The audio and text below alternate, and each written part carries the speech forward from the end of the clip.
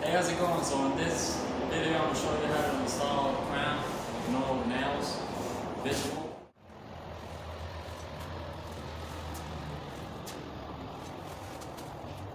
And if you don't want any nails visible, you want it to be easy, you need to purchase a crown that has this extra back piece.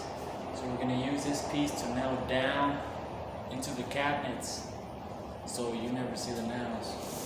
And at our miters, we're just going to glue them together with our TP10, and I'll show you how to do that as well, and how to find the angles on different size cabinets. Like these right here, I have two angles. They're going to be 22.5-degree angles, and on these that just have the one angle in the corners, they're going to be 45-degree angles.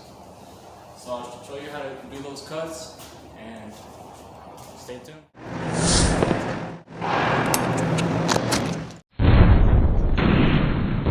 So every time we have two angles on a corner cabinet, automatically you should know they're 22.5-degree cuts for mitering the crown.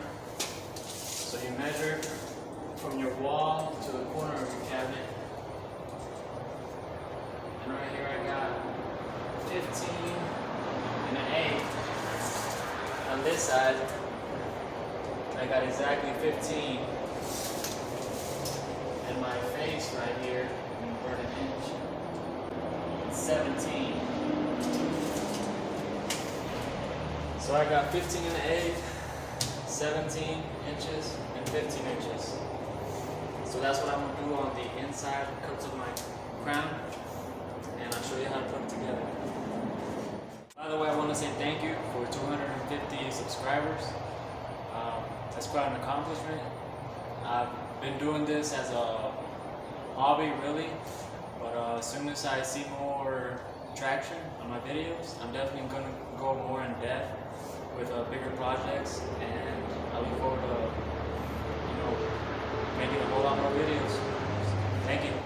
So here on my No Brand saw, I'm going to show you how to make those cuts in this crown.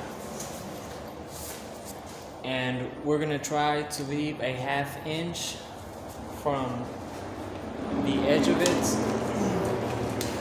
So we're gonna leave that 1/2 inch right there. That's gonna be our reveal all the way across. So whenever we make our measurements, we're gonna use that 1/2 inch mark down to guide our cuts. So that's where they're gonna start, that's where they're gonna end. And also, whenever you're cutting crown, it's best to imagine as if you're on top of the cabinet, so you're looking down at it, so you know which way your miters will go. That's some advice I got from this other great carpenter, Lucas. So yeah. So because we're gonna be cutting this upside down, I'm gonna go ahead and mark my 15 inches for that right side, and I'm gonna mark down or up 1/2 inch so you can see where you need to start your cut.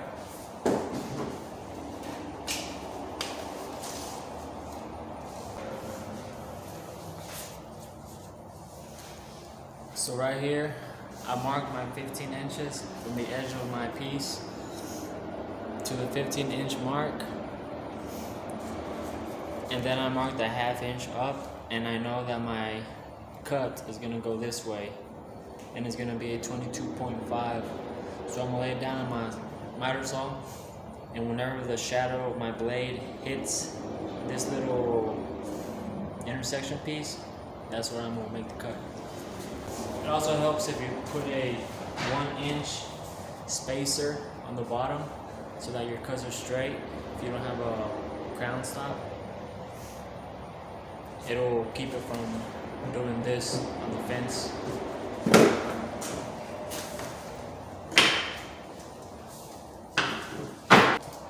So as you can see right here,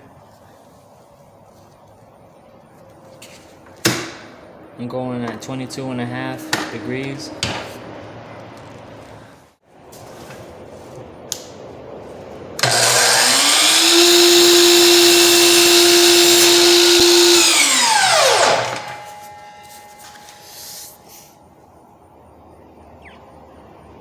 So there, it's my first cut. For my other side, I'm gonna do 15 1/8.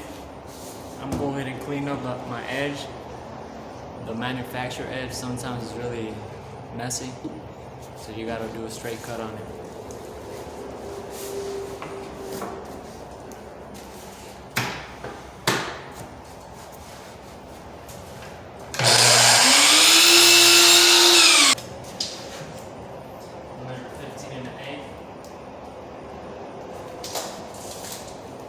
And then I'm gonna come down a 1/2 inch from the edge.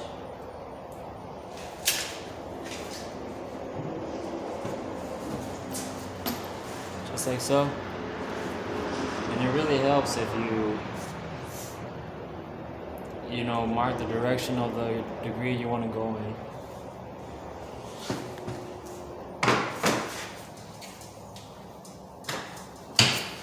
Again, 22 1/2 degrees on the miter.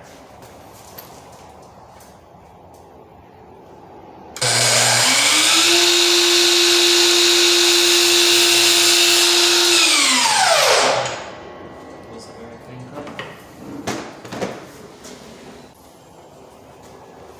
So now we have our left and our right. Now we have our left and our right pieces. Now we need to get our center piece, which is going to be 17 inches long, and we're gonna do a 22 1/2 cut on each side.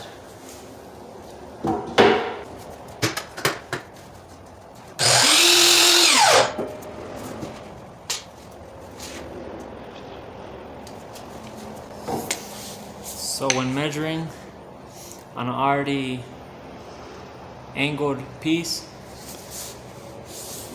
the best thing you could do is measure down your 1/2 inch.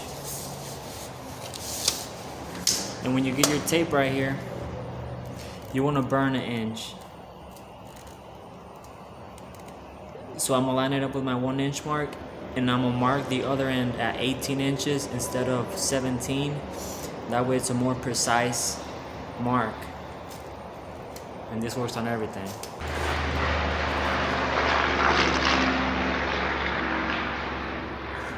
I went ahead and measured down a 1/2 inch.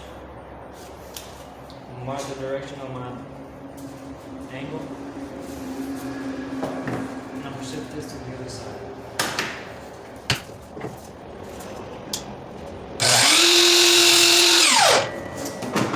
Alright, that's our centerpiece. Now let's glue them together. Alright, well, first off, we're gonna glue our left piece with our centerpiece using TP10. This is a spray, and this is the activator. So we add the activator to one side. I'm adding it on the left piece. That's 15 1/8 inches long. Just a thin line. Something like that is just fine. You don't want it to drip down, because once it gets hard, it's gonna want to tear the paint away when you try to clean it off.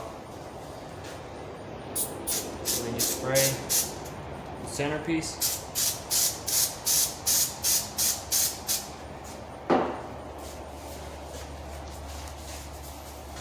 And then you line up your corners, your edges.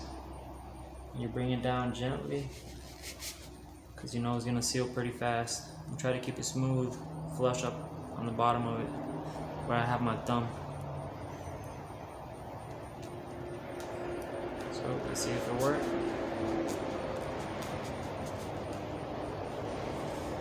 I say it worked pretty good. We'll go ahead and add some reinforcement just in case.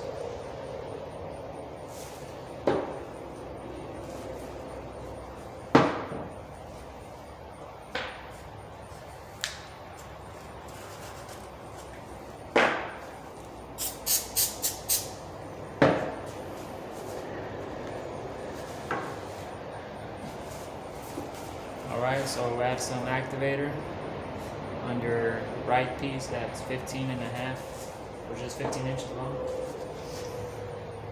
Something like that is just fine.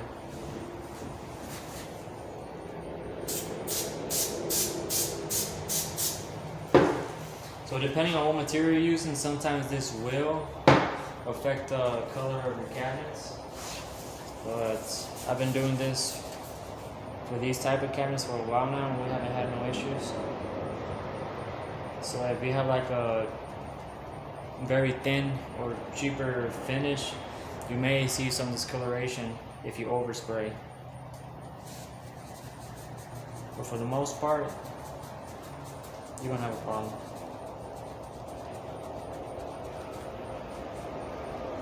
Alright.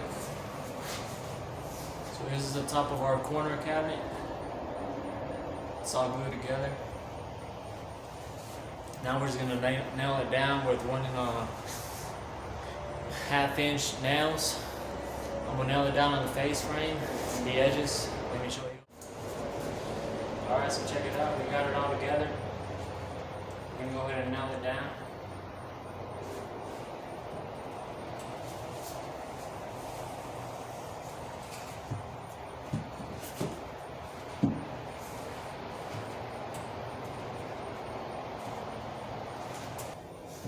It makes it real easy when you can just set the crown on top of the cabinet and not worry about having to fight it, or it falling and sliding down as you're trying to put it on the face frame of it. So our corner is lined up with our angle cuts pretty good. That pretty much tells us that's where it's gonna go. That's where we're gonna nail it down. Alright, so you're on top of the cabinet. Basically, we're gonna nail down in these spots right here, and we want to stay as close to the inside of the cabinet as possible, so our nails don't come poking out on the face frame and ruin your cabinet. Let me knock off some glue that was left here on the top edge. You want to make sure everything is smooth. It's a smooth top. Good.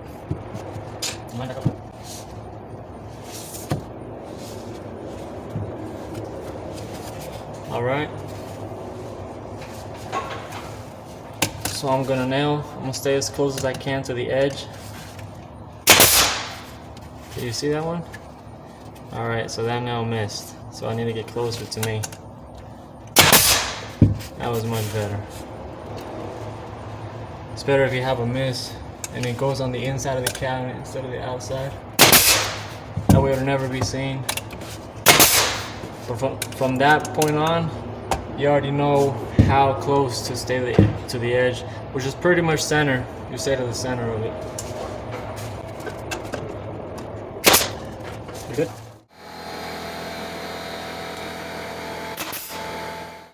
This is how it looks like from the bottom. So a 1/2 inch reveal all the way around. It's pretty much what you want. And on the sides right here, you're gonna have 3/4 because of this inlay right here. So this is a 1/2 inch right here, and then it drops down 1/4 inch because of the edge of the face frame of the cabinet. So you're gonna have 3/4 reveals on the sides, just like that. So we're gonna cut our microwave cabinet for the range. We're gonna cut the crown. And they're just going to be 45-degree angles. 30 inches wide, and front to back, I got 12 inches and 12 inches. So because we know we have 90-degree corners, we're going to cut these at 45-degree angles.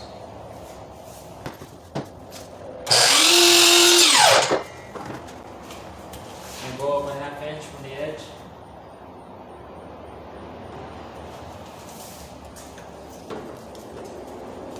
And once more, to mark my 30 inches, I'm gonna burn an inch. I'm gonna burn an inch from the edge, and I'm gonna mark it at 31 inches.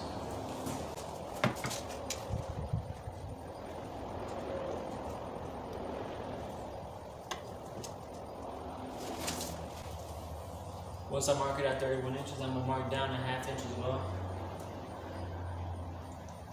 I'm gonna mark version of my cut. So I'm turning.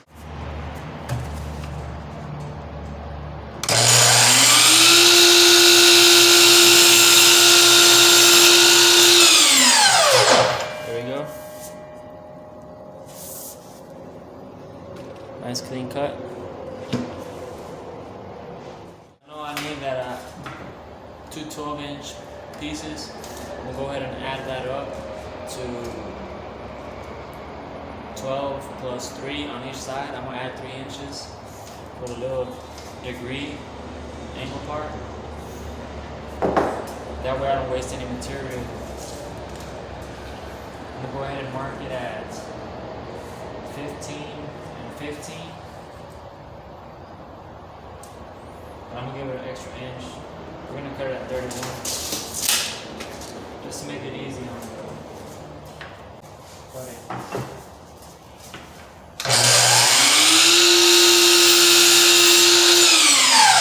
So now I'm gonna mark 12 inches to both sides. Let me do it this way so you can see it. 12 inches this side, 12 inches this side. And I'm gonna come down a 1/2 inch.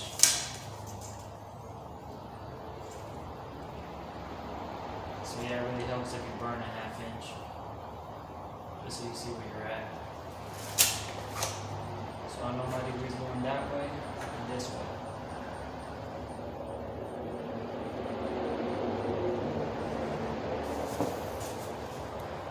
You see my marks? That's kind of what you want to try to replicate. Just as a reference. So I'm going to go ahead and place it upside down.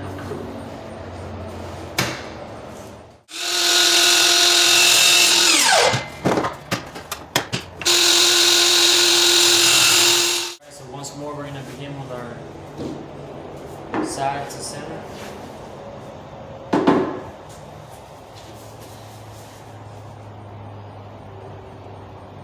We'll go ahead and adapt this activator and spray on the adhesive.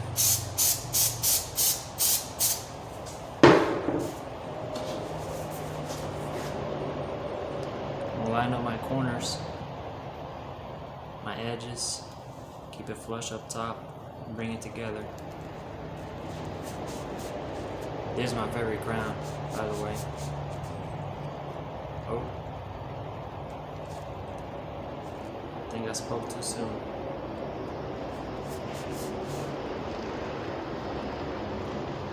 It looks like it looks like stay together. I'm gonna go ahead and add some reinforcement just in case.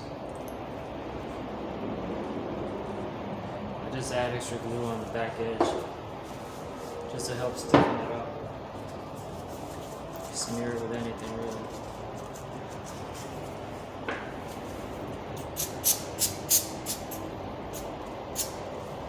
So it's either add a bunch of glue or add some nails. And we don't want to add no nails to this. We want to keep it clean.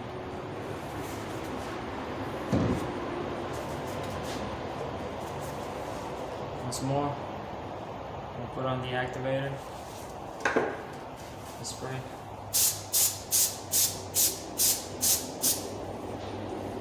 Actually, this is the activator, I'm sorry. This is the activator. And this is adhesive. Yeah. I use this stuff all the time. Horrible. I don't even know where it is.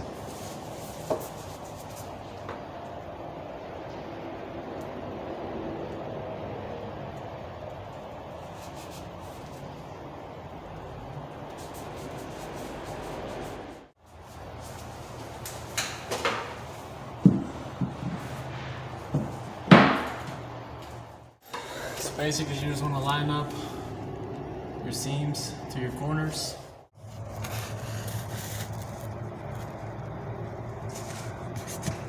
As you can tell, there's some glue right there. I'm gonna go ahead and remove it.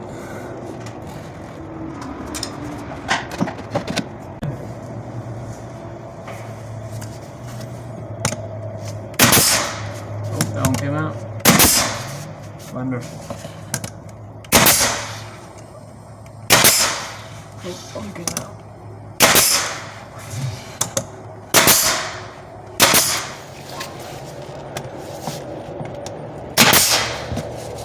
Pretty good.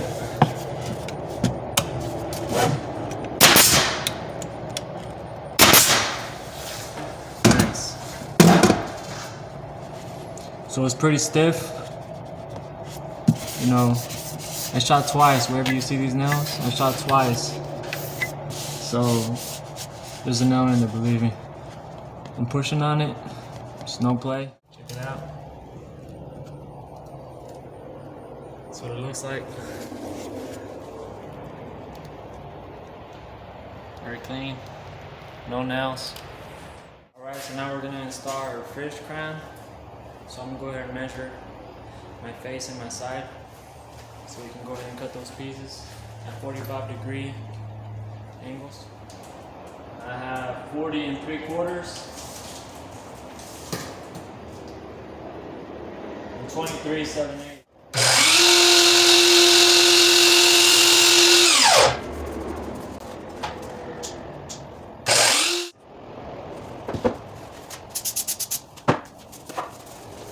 I have to put these middle upside down so I can see what I'm doing with the edges as I line them up. Oh, kind of slip for a second right there. Alright, here we go. Sometimes I'll just give you a few seconds. Lay it on top. And maintain our 1/2-inch reveal up front. And 3/4 reveal on the back.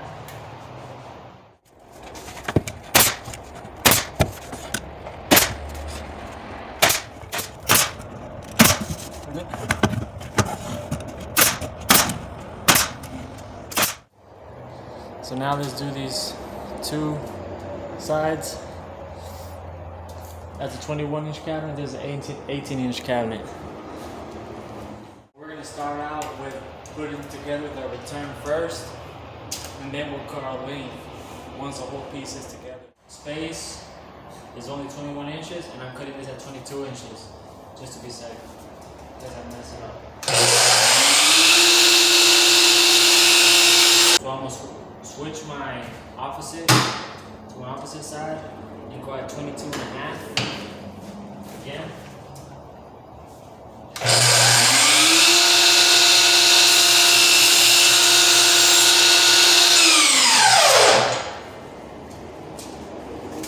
So then I'm gonna come down a 1/2 inch. I'm gonna come down a 1/2 inch. So I'm burning 1 inch. And this is where my 45 will be cut at. Because I don't need all this extra stuff. I just need the return piece on my crown.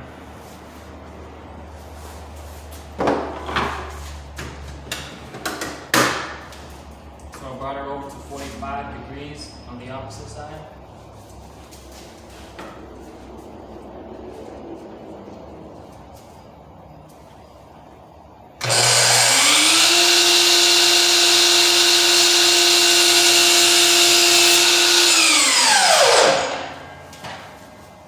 So you're gonna end up with something like this.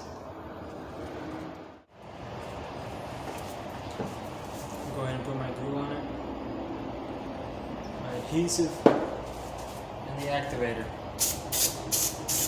Just on the edge. So it'll part up. And I'm gonna line up my edges. Come down right in line with it. Flush.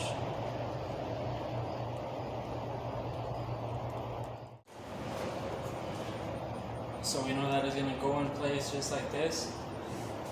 So I'm gonna go ahead and cut my piece at 21 1/4. Because it's alright if it overlays on the next cabinet just by 1/4 or 1/8 inch, you know, really preference wise. As long as you do both sides the same. So I'm gonna do 1/4. So I'm gonna measure 21 1/4.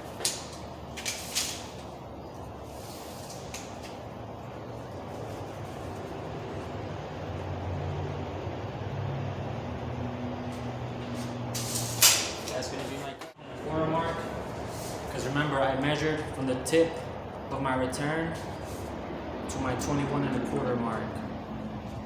So don't measure from the corner or the edges no more. You gotta measure from the outside edge. Cause I'm cutting it at 21 1/4 because that 1/4 inch right here is gonna be overlaying on the next cabinet.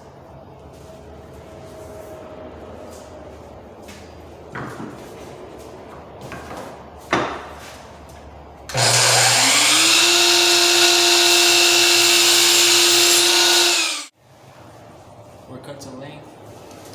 So put this in place. We're still gonna leave that 1/2 inch reveal. We're still gonna leave this 1/2 inch reveal in the face of it, just enough to where our return is right on top of the edge of our cabinet.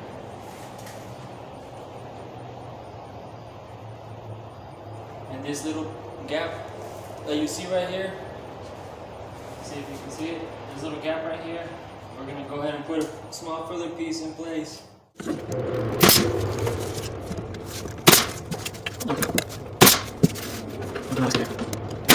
You know how much there as well.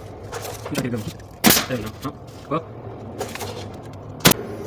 So for the gap right here, I'm gonna cut me a piece right around at least 2 inches long and 1 3/4 high. Be right back. You're gonna need a pin nailer for this little piece. So this is my No Brand pin nailer, cordless pin nailer,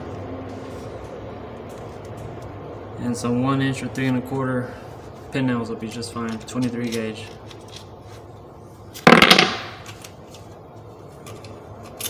Let me slide these in here. So many blocks to do. There we go.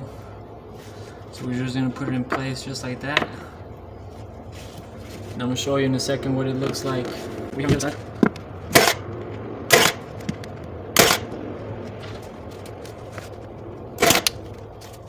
There you go. Here's a return.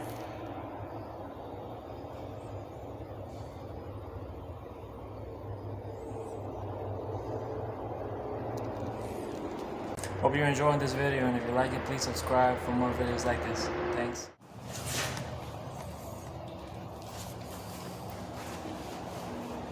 So it's basically going to be the same thing for this side, for this 18-inch space.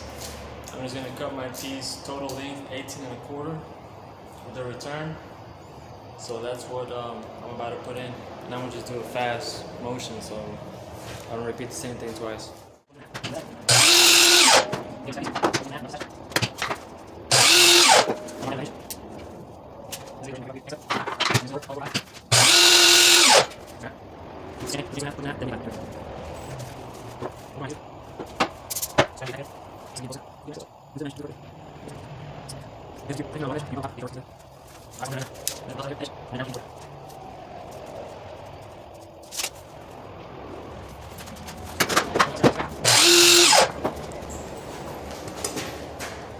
Let's go ahead and climb on up here.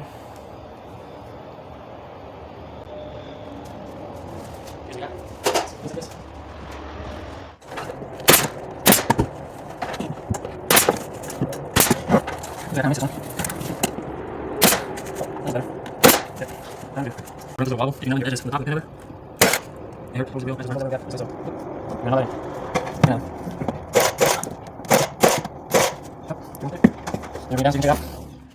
That's what it looks like underneath.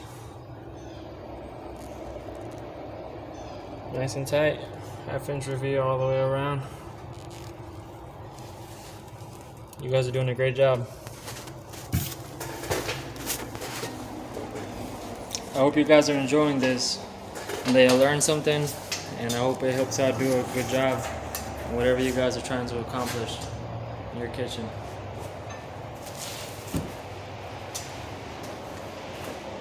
So check it out.